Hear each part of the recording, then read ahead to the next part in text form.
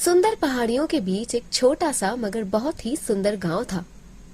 गांव के ज्यादातर लोग खेती पर ही निर्भर थे। इस गांव में गामा नाम का एक दबंग पहलवान रहता था। गामा को अपनी भुजाओं से बहुत प्यार था।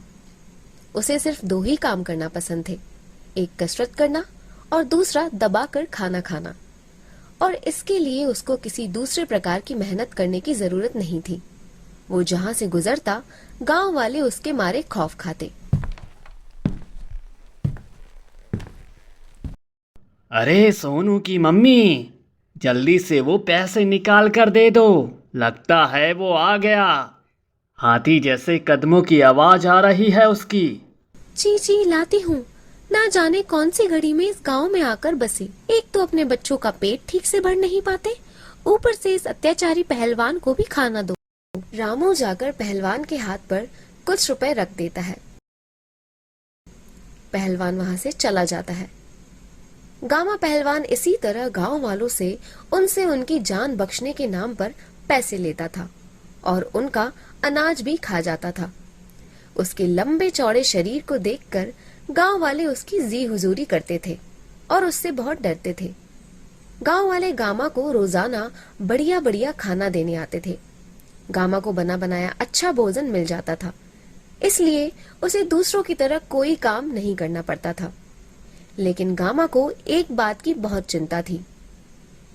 गांव में हरिया नाम का एक आदमी रहता था। वो शरीर से एकदम दुबला पतला था, लेकिन बहुत हिम्मत वाला था। हरिया पूरे गांव में इकलौता ऐसा आदमी था जो गामा से बिल्कुल भी नहीं डरता था। उसके दुबलेपन की वजह से जब पहलवान उसका मजाक उड़ाता तो हरिया अपनी बातों से गामा को मजा चखा देता था। एक बार गामा कहीं जा रहा था और उसे रास्ते में हरिया मिल जाता है।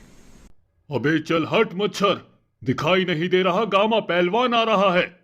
तुझे नहीं पता गामा पहलवान से लोग कितना डरते हैं। हट जा सामने से, वरना मेरे पैरों के नीचे कुचला जाएगा।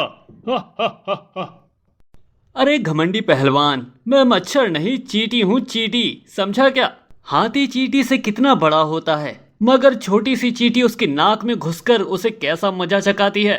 और तू भी बचकर रहा कर पहलवान, कहीं तेरे नाक में हरिया नाम की चींटी घुस गई ना तो तेरी हवा खराब हो जाएगी। हाँ हा हा हा हा। गामा को हरिया की बात पर बहुत गुस्सा आता है, पर वो उसे कुछ नहीं कहता। घर जाकर मन ही मन सोचता है, पूरे गांव में एक लौता वही हरिया सुकड़ी है जो मुझसे बिल्कुल भी नहीं डरता। उसे तो मैं एक दिन सबक सिखा कर ही रहूंगा। अरे वाह काका, ये आम तो बिल्कुल शहद की तरह मीठे हैं। काका, मैं अपनी बीवी के लिए एक आम ले जाऊं? अरे हाँ हाँ हरिया बेटा, एक क्या दो आम ले जाओ। बेटा आम से तो पूरा बाग भरा पड़ा है। इस बार फसल अच्छी हुई है, मगर एक दिक्कत है। क्या बात है काका? गामा पहलवान के यहाँ एक बोरा आम भिजवाना है।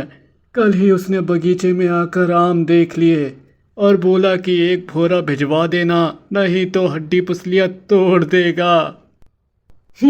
अच्छा तो ऐसी बात है। काका आप घबराओ मत, मैं बाकी गांव वालों से बात करके इस घमंडी पहलवान को यहाँ से भगाने का कुछ उपाय ढूंढता हूँ। कुछ दिन ऐसे ही गुजर जाते हैं। तभी एक बार बहुत तेज बारिश होती है और हरिया के घर में पानी घुस जाता है। पानी से उसका झोपड़ा पूरा बेकार हो जाता है। गामा पहलवान हरिया के पास जाता है। क्यों बे सुकड़ी, बहुत टै करता था, मिल गया तुझे सबक? तेरे पास तो रहने के लिए भी झोपड़ा नहीं बचा। अब कहाँ रहेगा तू? चल मैं ही तेरे ऊपर तरस खा लेता हूँ। सुन, मेरे तबेले में जगह खाली है, वहाँ रहना है तो रह ले मेरे भैंसों के साथ, और वहीं पड़े रहना, मेरे भैंसों की लाते खाते रहना। हा हा हा हा हा। मदन भाई, हम लोग तो मुसीबत के समय एक दूसरे की मदद करते हैं। गामा ऐसी मुसीबत के समय घर घर जाकर लोगों का मजाक उड़ा रहा है। हाँ भैया, सही कहते हो, पानी अब सिर से ऊपर चला गया है। हाँ, एक तो उस पहलवान के बच्चे को अनाज दो, बढ़िया बढ़िया खाना बना कर दो, ऊपर से उसकी लात खाओ। मैं कहता हूँ भैया, ये ठीक नहीं है। हम लोगों को मिलकर इस गामा के बच्चे को सबक सिखाना ही होगा। मेरे पास एक आइडिया है। अगले दिन हरिया पहलवान के पास पहुंचता है। गामा, तुम अपनी ताकत पर बहुत घमंड करते हो ना। अब तुम्हारा घमंड तोड़ने का समय आ गया है। साफ साफ बोल, मेरे पास ज्यादा समय नहीं है।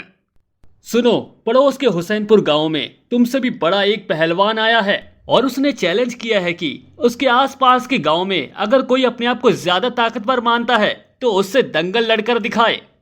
सुन बे सुकड़ी, जाकर बोल दे उस पहलवान से मैं उससे लड़ने को तैयार हूं, और उसकी 32वीं हाथ में ना दे दी ना, मेरा नाम गामा पहलवान नहीं है। हा हा हा हा हा। ये तो बेटा तुझे कल ही पता चलेगा। हा हा हा हा। अगले दिन गांव वाले दंगल देखने के लिए हुसैनपुर गांव के लिए निकल पड़ते हैं। तेज धूप के कारण गामा का गला सूखने लगता है, तो सभी लोग कुएं के पास रुक जाते हैं। गामा पहलवान पानी पीने के लिए कुएं के पास जाता है, तो उसे कुएं के अंदर से आवाज आती है। यहाँ तो कोई नहीं है, फिर ये आवाज कहाँ से आ रही है? लगता है कोई कुएं के अंदर है। कौन है जिसे अपनी जिंदगी प्यारी नहीं है? कौन है कुएं के अंदर? अरे मूर्ख, जिंदा तो आज तू नहीं लौटेगा इस गांव से। मैं इस गांव का पहलवान हूँ, लोग मेरे नाम से कांपते हैं। तू मच्छर बराबर का पहलवान मुझसे लड़ने आ। अच्छा, तो तू है वो पहलवान? रुक चूहे, अभी तुझे मैं मजा चखाता हूँ। गामा को कुएं के अंदर अपनी परछाई दिखती है।